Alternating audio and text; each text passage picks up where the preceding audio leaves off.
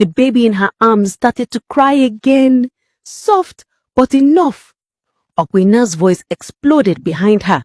There, by that tree. Chioma didn't look back. She just kept running. She darted behind a fallen tree, breathing hard. The fishermen rushed past her hiding spot, still shouting she couldn't have gone far. Search the riverside. Chioma waited until the sounds faded. Then she ran again. This time, following the bush path leading back to the village. When she finally reached the edge of the village, she ducked behind a pile of firewood and caught her breath. She looked at the newborn, tiny, glowing slightly. She whispered, "I won't let them catch you." Then she heard villagers nearby. Chioma froze. If anyone saw this child looking not completely human, trouble would swallow her whole. So she did the only thing her frightened mind could think of. She slipped the baby gently into her big clay water pot, wrapped her with a cloth, and covered the pot with a lid, leaving a small space for air. "Don't cry, please, please," she begged softly. Chioma carried the pot on her head and walked boldly into the compound like nothing happened. Her stepmother, Nkiru, stormed out like a hurricane. "You are just coming back, lazy girl. You think this house will run itself?" I fetched the water," Chioma said, lowering the pot carefully. Nkiru hissed loudly. "Go inside, useless child. I don't even know what your father saw in your late mother." Chioma ignored the insult and hurried into her room, shutting the door fast. She dropped to her knees and opened the pot. The baby was safe, eyes bright, smiling up at her.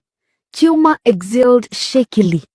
"You stay here with me," she whispered. "No one must see you, not even my father, especially not her."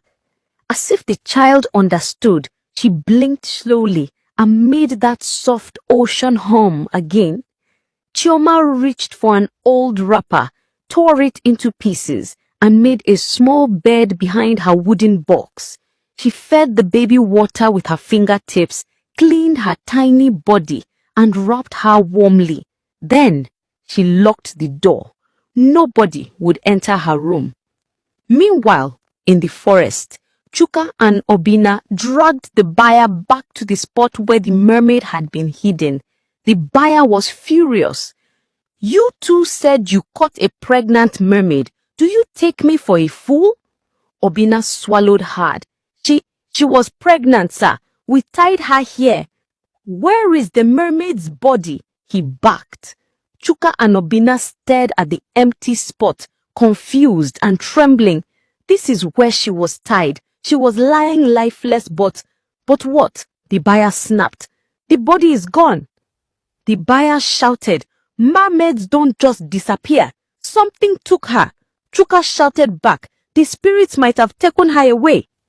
The buyer's face twisted with rage. "Do you know how much I spent coming here? If you don't find that mermaid and the baby, I'll use your heads as payment. Search the whole forest. She couldn't have vanished." The men scattered through the bushes, desperate and shaking. They were searching for one dead mother, one living newborn, and a village girl who had become the baby's only shield.